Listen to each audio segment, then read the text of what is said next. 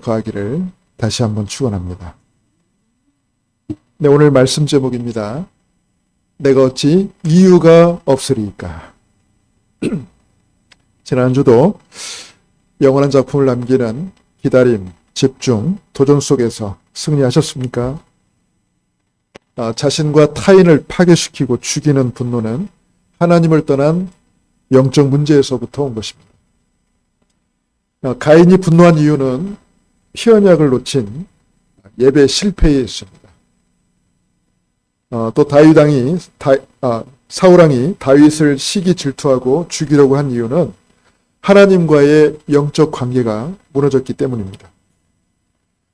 가인과 사울 모두 다 언약을 놓쳤기 때문에 죄와 사탄을 이기지 못하고 사로잡힐 수밖에 없었습니다.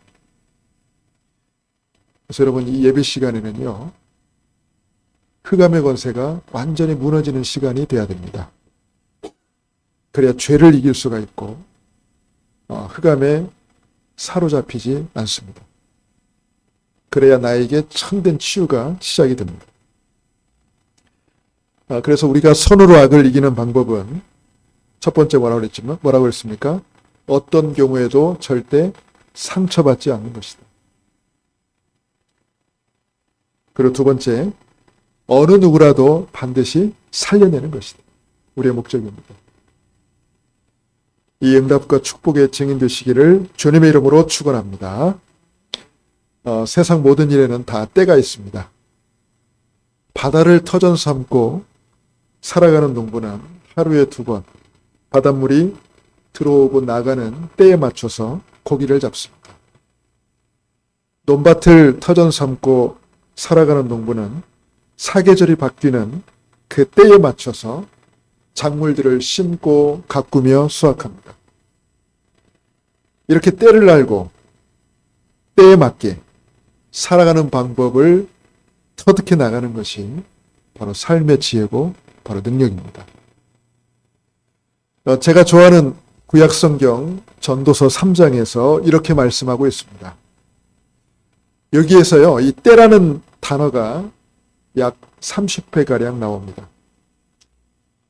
범사에 기한이 있고 천하만사가 다 때가 있나니 날 때가 있고 죽을 때가 있으며 심을 때가 있고 심은 것을 뽑을 때가 있으며 죽일 때가 있고 치료할 때가 있으며 헐 때가 있고 세울 때가 있으며 울 때가 있고 웃을 때가 있으며 슬퍼할 때가 있고 춤출 때가 있으며 돌을 던져 버릴 때가 있고 돌을 거둘 때가 있으며 안을 때가 있고 않는 일을 멀리할 때가 있으며 찾을 때가 있고 잃을 때가 있으며 지킬 때가 있고 버릴 때가 있으며 찢을 때가 있고 꿰맬 때가 있으며 잠잠할 때가 있고 말할 때가 있으며 사랑할 때가 있고 미워할 때가 있으며 전쟁할 때가 있고 평화할 때가 있느니라. 하나만 더 추가할게요. 모든 사람에게는 다 때가 있다. 누구 말일까요? 네, 목욕탕 주인이요. 네.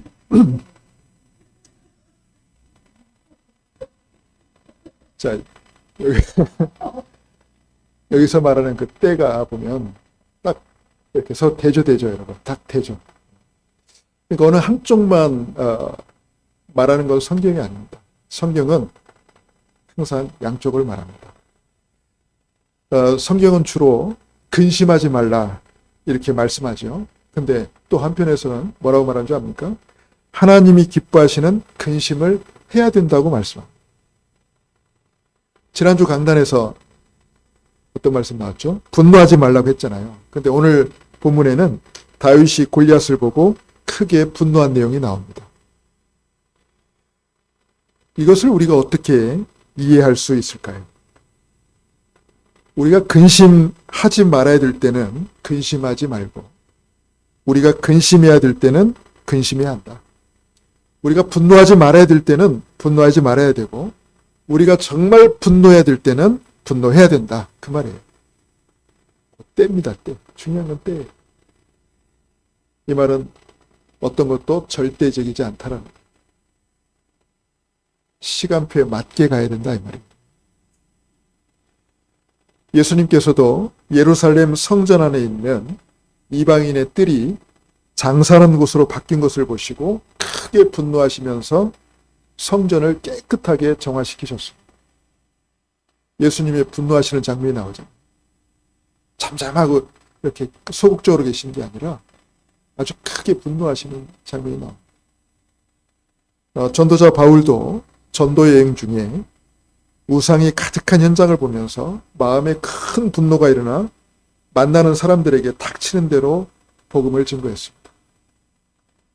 오늘 우리가 읽은 이 본문에도 골리앗이 살아계신 하나님을 모욕하는데 그 어느 누구도 분노하며 나서지 못했는데 오직 다윗만이 아버지의 심부름으로 전쟁터에 왔다가 그 골리앗을 보고 마음에 큰 분노가 일어난 것입니다.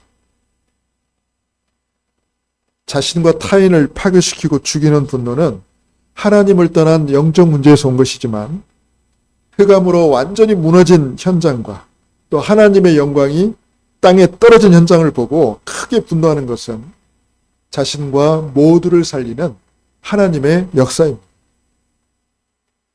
그래서 지난주에는 분노하지 말라 했지만 이번 주 강단은 분노하라는 겁니다. 근데 무엇에 대해서 분노를 해야 되느냐? 이게 중요합니다.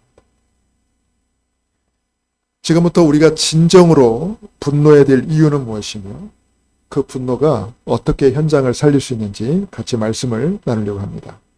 첫 번째입니다. 잠잠하지 말고 분노하라. 이번 주 강단이에요, 여러분. 분노하세요. 잠잠하지 말고 분노하세요. 근데 때에 맞게 분노해야 됩니다. 하나님의 자녀는 언제 분노해야 되느냐? 하나님이 원하시는 분노가 뭐냐? 즉 그 거룩한 분노가 뭐냐? 우리는 그 분노를 언제 가져야 됩니다. 분노도 분노 나름입니다, 여러분. 성경에서 하지 말라고 한 분노는 가인의 분노와 같은 거예요. 자신과 타인을 파괴시키고 죽이는 분노. 이거는 해서는 안 됩니다. 이거는 흑암에 잡힌 결과로 오는 거기 때문에. 근데 성경에서 하라는 분노는 뭐죠? 바로 예수님의 분노와 같은 겁니다. 하나님께서 이방인들도 와서 하나님을 만날 수 있도록 마련한 그 이방인의 뜰에다가 그 하나님의 뜻을 이해하지 못하고 장사꾼들이 그걸 완전히 시장으로 만들어. 그때 예수님께서 분노하신 겁니다. 하나님의 뜻과 정반대되는 곳을 만들어버린 그 현장을 보시고 예수님 분노하신 거예요. 그래서 그 장사하는 사람들을 예수님이 막 다 내쫓으셨어요. 나가라. 그리고 그 장사하는 사람들이 거기서 환전을 했단 말이에요. 환전. 그 안에서 통용되는 화폐로 환전을 해줬어요. 환전해주면서 환전 수익을 챙겼단 말이에요. 그러니까 돈이 이렇게 쌓였을 거 아닙니까? 상 위에. 예수님이 그 상을 뒤에 엎었다는 거죠. 그리고 그들이 앉아있는 의자를 갖다가 들어가지고 막 박살냈다 그랬어요. 그리고 거기 있는 짐승들을 다 내쫓았다 그랬어요. 심지어는 예수님이 함부로 다니지도 못하겠다 그랬어요. 우리가 평상시 알고 있는 예수님의 모습이 아닙니다. 어떻게 예수님이 그런 모습이? 늘 사랑을 말씀하신 원수를 용서라고 말씀하신 예수님의 모습이 아니에요. 이유가 뭡니까, 여러분? 마가복음 11장 17절을 보니까 내 집은 만민이 기도하는 집이라 하였는데 너희가 장사 강도의 소굴로 만들었다. 이 말씀이 나는 딱 부딪히다. 만민이 기도하는. 그래서 만민이라는 것은 237 나라 5천 종족을 말합니다. 다민족들을 말합니다. 너희 유대인뿐만 아니라 하나님을 만나야 되는 하나님 말씀이 필요한 모든 이방인들이 와가지고 여기 와서 하나님을 알아야 되는데 너희들이 이 자리를 강도의 소굴로 만든다. 여러분, 이런 이유 때문에 우리는 분노해야 됩니다. 그렇죠? 이런 이유 때문에. 내 이익을 위해서, 내 이익이 없어지는 것 때문에 분노하는 게 아니고, 내가 뭔가 손해보기 때문에 그걸 지키기 위해서 분노하는 게 아니고, 하나님의 말씀이 완전히 땅바닥으로 추락해버린 현장을 보고, 하나님의 뜻과 위배되어 있는 현장을 보고 예수님이 분노하신 겁니다. 전도자 바울은 언제 분노했습니까? 이따 오후에 말씀하겠습니다만, 바울이요 크게 분노했어요. 이유가 뭐냐면, 성경 보니까 아덴 지방, 지금에 말하면 저 그리스 아테네입니다. 아테네. 성경에서는 아덴이라고 말하죠. 바울이 전도여행 중에 거기를 왔는데 보니까 곳곳에 막 우상들이 가득한, 한두 개 있는 게 아니라 구석구석에 막 우상들이 가득 있는.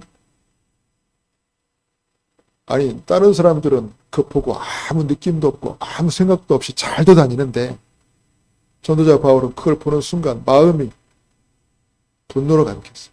분이 가득했다. 아니, 살아계신 하나님을 믿지 않고, 살아계신 하나님 옆에 나오지 않고, 저런 듣지도 못하고 말하지도 못하고 아무 생각도 없는 사람들의 손으로 만든 저 우상 앞에 저게 무슨 능력이 있다고 사람들이 저기에 사로잡혀서 저기에 시간을 보내고 자기 인생을 허비하는 모습을 보고 전도자의 가슴에 분이 생깁니다. 그때부터 회당에 찾아가서, 시장에 가서, 또 광장에 가서 만나는 사람들에게 닥치는 대로 하나님께서 모든 만물을 창조하시고 우리는 그분의 창조물, 우리는 그분을 만나야 돼요. 그분께 예배드려야 돼요. 이 말씀을 전. 그래서 그리스도께서 오셔서 십자가에서 고난당하시고 죽으셨다가 3일 만에 다시 살아나셨다. 그분을 믿어야 된다. 교회 부흥시키려고요? 교회 부흥시키려고 복음 전합니까? 하나님 만나지 않으면 당신 죽어. 하나님 만나지 않으면 당신 죄와 저주, 흑암에 묶여서 사주팔자 저주 운명 따라서 당신 망하게 돼 있어. 하나님 만나서 당신 신분 바뀌어야 돼. 운명 바뀌어야 돼. 그 하나님 만나는 길로 오신 분이 바로 그리스도시오. 그리스도로 오신 분이 바로 예수님이에요. 예수님을 그리스도로 믿고 영접하며 하나님 자녀들. 여러분, 이건 우리 양심 아닙니까? 그죠?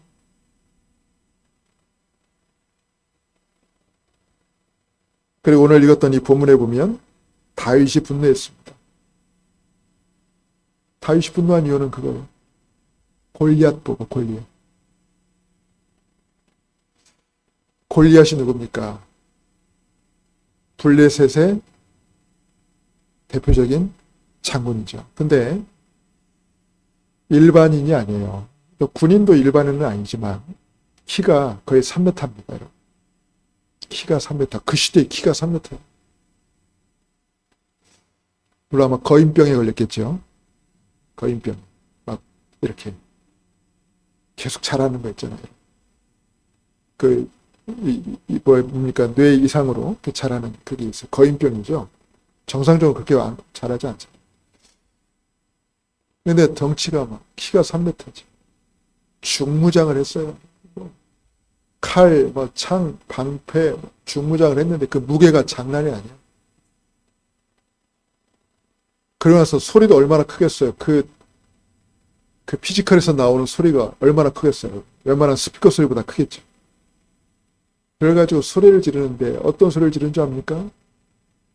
막 하나님을 저주하고 하나님을 모욕합니다. 그러면서 도발을 합니다. 야, 너희 군대, 우리 군대가 쓸데없이 싸우지 말고 그냥 너희 중에 한 명만 나와. 나랑 겨뤄봐. 나랑 겨뤄보자. 그래서 내가 지면 우리 블레셋이 너희의 종이 될게. 그런데 내가 이기면 너희 이스라엘이 우리 종이 되라. 나와봐. 그러면서 뭐라고 합니까? 여호와 하나님 믿는 놈이 있으면 나와봐. 나랑 한번 붙어보자. 근데 그 얘기를 장장 40일 동안, 그것도 매일 아침 저녁마다 나와가지고 40일 동안 도발한 거예요, 여러분. 근데 다윗이요, 언제 거기에 도착한 줄 압니까? 딱 40일째 되는 날. 딱 40일째 되는 날. 그것도 그냥 아버지 심부름 때문에 네 형들이 잘 있나 좀 보고 와라. 그래서 네가 형들을 만났다는 그 증표를 가지고 내게 와라. 그래가지고 짐을 또 바리바리 싸주셨네. 이거 누구 갖다 주고, 장군 갖다 주고, 네 형들 갖다 주고.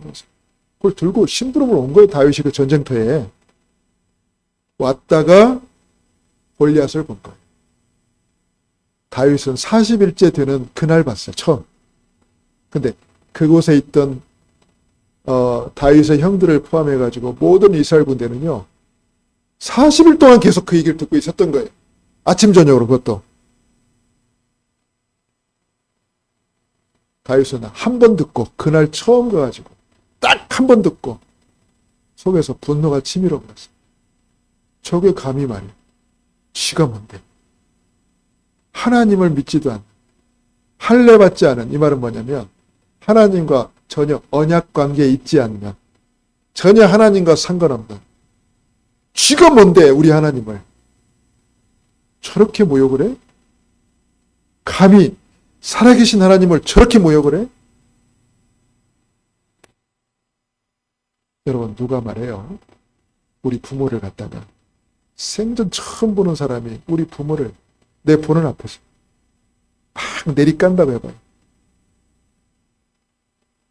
사정없이 내리깐다고 해봐요. 막 모욕을 심하게 줬다 해봐요, 우리 부모를. 나를 모욕하는 것도 사실 참기 힘들죠. 근데 내 가족, 특히 내 부모, 그건 못 참습니다. 그죠? 근데 지금 다윗이 믿는 그 하나님을, 우리 민족이 믿는 그 하나님을 저 이방인, 저 블레셋 사람 저 골리앗이 저렇게 모욕을 한다. 다윗은 그날 처음 가서 처음 들었지만 저놈을 가만히 안 놔두고, 전 내버려둬서 안 되겠다. 저놈을 내가 가서 처치해야 되겠다. 그렇게 얘기를 한 거예요. 그래서 사람들한테 말한 거예요. 내가 나가서 저놈을 없애겠다. 어떻게 우리 살아계신 하나님을 모욕할 수 있나. 근데 이 소문이 이제 다윗의 형들에게 들려간 거예요. 그때 큰형이 왔어요. 큰형이 왔는데 다윗의 형 3명이 지금 이 전쟁터에 와 있습니다. 큰형 포함해가지고 둘째 형, 셋째 형까지. 그때 제일 맏형이 다윗에게 온 거예요. 소문을 듣고. 다윗이 막 나간다고 하니까. 그래가지고 그 혼내는 내용이 나오잖아요. 혼내는 내용 볼까요, 여러분? 뒤에 이제 나오지만. 여러분, 다윗은 분명히 분노할 이유가 있었습니다. 그렇죠? 다른 사람들은 다 가만히 있는데. 무서워서 못 나가는데. 자, 그래서 오늘 우리 말씀 제목이기도 하고요. 다윗이 믿음으로 고백한 겁니다. 자기를 혼내는 그 형 앞에서 내가 어찌 이유가 없으리까. 여러분, 다윗의 분노는요, 당연한 것이었습니다. 하나님께서 원하시는 분노였습니다. 그런데 큰형을 포함해가지고 다윗의 형들이 가진 분노, 즉 다윗을 향한 분노는 억지스럽고 쓸데없는 분노였습니다. 볼까요? 자, 다윗의 그 분노를 구체적으로 볼게요. 40일 동안이나 하나님과 이스라엘 군대를 이 골리앗이 저주하고 모욕했어요. 그 내용이 쭉 나오잖아요. 뭐라고 한줄 압니까? 자, 그 앞부분 17장 9절부터 쭉 나오는데요. 자, 야, 나랑 싸워가지고 나를 죽이면 우리가 너희의 종이 되겠고, 만일 내가 이겨 그를 죽이면 너희가 우리의 종이 되어 우리를 섬길 것이다. 그러면서 또 뭐라고 하냐면, 내가 오늘 이스라엘 군대를 모욕하였으니 사람을 보내어 나와 더불어 싸우게 하라. 여러분, 이게 지금 골리앗이 한 말이에요. 자, 그런데 반응을 볼까요? 사울과 온 이스라엘이 블레셋 사람의 이 말을 듣고 놀라 크게 두려워하니라. 네, 이 광경을 말해요. 아버지의 심부름 맞다가 우연히 다윗이 그걸 목격하게 된 거예요. 근데 목격하고 나서 다윗은 골리앗에게 크게 분노를 합니다. 그래서 아까 말한 대로 자기가 나가 싸우겠다고 한 거예요. 자, 근데 이제 형이 온 겁니다. 다윗에게 크게 분을 냈다고 했잖아요. 28절에 보면 큰형 엘리압이 다윗이 사람들에게 하는 말을 들은지라 그가 다윗에게 노를 바라여 이르되 노를 바라여. 이 분노는요, 두 단어가 합쳐진 겁니다. 분을 내다 그리고 노를 바라다. 이 두 개가 합쳐진 게 분노하다 이 말이에요. 여러분, 분을 바라다 이 말은 말 그대로 속에서 화가 나는 거예요. 이게 분이에요, 분. 그죠? 노를 바라다 이 말은 겉으로 그게 표출되는 겁니다. 소리를 지른다든지, 그죠? 이게 노를 바라는 거예요. 그러니까 보통 우리는 분만 내는 정도로 끝나는 경우가 많죠. 화가 그냥 부글부글 끓어오르고 불편한 표정을 짓고 난처한 표정을 짓고 화난 겁니다. 분을 난 거예요. 그런데 이제 빽 소리를 지르는 겁니다. 너 딱 소리를 지르든지 너 가만 안 둘 거야. 이건 노를 바라는 거예요. 그죠? 근데 오늘 이 형을 보니까 노를 바랬다 이 말은 뭐죠? 다윗에게 소리를 질렀다 이 말이에요. 너 대체 어떤 놈이야? 하면서 소리를 질러. 네가 왜 여기 와 있어? 야, 네가 치던 양들은 어디다 두고 너 지금 여기 와 있어? 소리를 지른 거예요. 지금. 그러면서 뒤에 뭐라고 하냐면은 야, 나는 네 교만, 네가 처음부터 교만한, 너는 처음부터 교만한 놈이야. 그래서 네 마음에 완악함을 나도 안. 그러니까 여러분, 이 큰형 엘리압이 다윗에게 좀 쌓인 게 있는 것 같아요. 왜냐하면 다윗은 어릴 때부터 왕으로 기름 부음 받았잖아요. 형들 다 제껴놓고 그 쟁쟁한 형들 다 제껴놓고 사무엘 선지자가 그 막내 다윗을 불렀잖아요. 그래가지고 양치다가 불려서 왔잖아요, 다윗이. 그래가지고 그 막내 다윗의 머리에 기름을 부어서 장차 왕이 될 거라 했다. 그날 이후로 다윗이 성령의 충만함을 받았다. 그러니까 여러분, 성령 충만한 사람은요, 교만이 아니라 담대함이 있습니다. 그죠? 그러니까 평상시 다윗이 얼마나 담대하게 확신 있게 말하고 행동했으면 형들이 볼 때는 뭘로 보여? 저런 교만한 자식. 그러니까 형이 볼 때 이게 쌓인 거예요. 나는 네 교만함과 완악함을 알고 있다. 그러면서 뭐라고 말해요? 네가 지금 전쟁을 구경하라고. 야, 임마, 전쟁이 지금 장난인 줄 알아? 막 야단 형이니까 그럴 수 있죠. 형이니까. 여러분, 이 내용을 가만히 보세요. 여기에는 언약적 이유가 있나요? 이 분노 속에? 지극히 육신적이고 자기 중심적인 분노입니다. 형이라는 어떤 위치를 활용해 가지고 자기 자존심을 드러내고, 그죠? 평소에 자기가 동생 다윗에게 가지고 있던 시기, 질투심이 폭발한 거예요. 그냥 그 자리에. 창피하기도 하고. 왜? 자기는 지금 군인인데, 직업 군인인데, 군인이 돼가지고도 지금 골리앗과 나갈 싸울 생각도 안 하고 있는데, 그렇지 않아도 평상시에 늘 교만하다 생각했던 저 동생 다윗은요, 그날 처음 오자마자 나가 싸운다고 하니까 형의 입장에서는요, 자존심 상하기도 하고. 근데 여러분, 지극히 이건 육신적인 겁니다. 자기 중심적인 겁니다. 언약적 이유는 단 하나도 없습니다.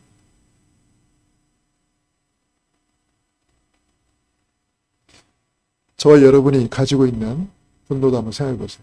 우리는 어떤 일에 분노합니까? 무엇 때문에 화가 납니까? 누가 내 자존심 건들면 화가 납니다. 그렇죠? 언약적 이유 때문에 여러분 분노한 적이 있습니까? 하나님 만나지 못해서 영적으로 사로잡혀가지고 고통받고 죽어가는 사람들 볼 때 그 흑암 권세를 향해서는 막 분노의 감정을 느껴본 적이 있습니까? 저는 처음 제가 이 복음 깨달았을 때 제가 다녔던 신학교에서 일어난 그 사건을 통해서 저는 분노한 적이 있습니다. 너는 같이 공부하던 자매가 말이에요. 자살했다니까. 시달리다가. 나는 그때 분노한 적이 있어요. 내가 이 학교 다니는 동안 두 번 다시 이런 일이 생기지 않도록 지금부터 나는 너와 싸우겠다.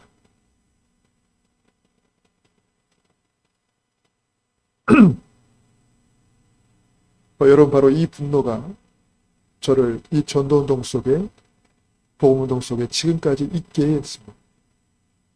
복음이 아니면 절대 안 된다는 그 절대적 이유를 저로 하여금 붙잡게 했습니다.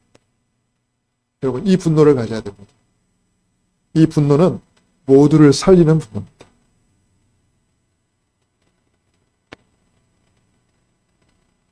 첫째는 누굴 살렸죠? 다윗 자신을 살렸어요. 왜냐? 하나님께 택함 받은 다윗. 장차 이스라엘 왕으로 기름 부음 받은 다윗 아닙니까? 근데 그렇게 하나님의 이름이 모욕을 당하고 하나님의 영광이 추락한 현장을 보고도 다윗이 많이 잠잠했다, 형들처럼. 그 자체가 현실 앞에 굴복한 거예요. 그죠? 그 자체가 다윗 자신을 죽이는 거예요. 그냥 분위기 따라 그냥 적당히 눈치 보고 굴복했다면은 그건 다윗 자체를 죽이는 거예요. 그건. 왜 나서야 될 때 나서지 않은 거니까. 꺾인 거죠. 그게. 기세가 꺾인 거예요. 근데 두 번째, 사울왕과 이스라엘 군대를 살린 겁니다. 다윗이 나오기 전에, 다윗이 등장하기 전에 40일 동안 골리앗에게 완전히 시달리고 있었다니까요. 기가 꺾였다니까요.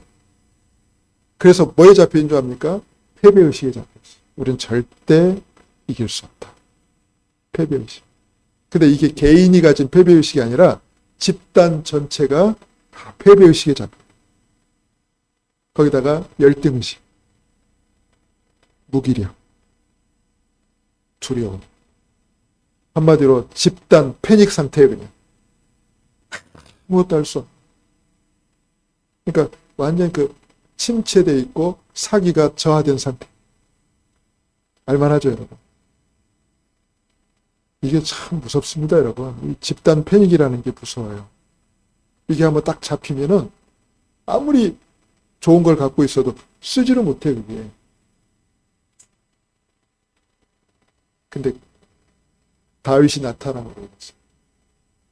다윗이 하나님을 향한 절대 믿음을 가지고 골리앗 앞에 나아가서 골리앗을 쓰러뜨리고 난 이후에 이게요, 다 꺾여버렸어요. 그때 이스라엘 군대가 힘을 얻어서 막 와 하고 나오잖아요. 그렇습니다. 세 번째는요, 전 세계를 살린 겁니다. 왜냐하면 이스라엘과 블레셋 군대는요, 어느 한 지역에서 일어난 전쟁이기도 하지만 전 세계가 관심 있게 지켜보는 전쟁입니다. 근데 거기에서 하나님의 영광을 높이 드러낸 다윗이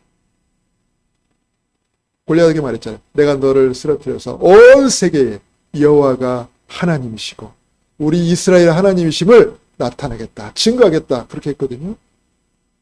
그 보란듯이 골리앗을 쓰러뜨렸어요. 전 세계에 하나님의 영광을 높이 드러낸 겁니다. 전 세계 현장에 하나님을 높이 증거한 겁니다. 여러분, 이게 전 세계를 살리는 결과예요. 그렇습니다. 어떤 분노를 해야 된다고요? 이런 분노를 해야 됩니다. 첫째, 나를 살리고. 두 번째, 나에게 속해 있는, 그죠?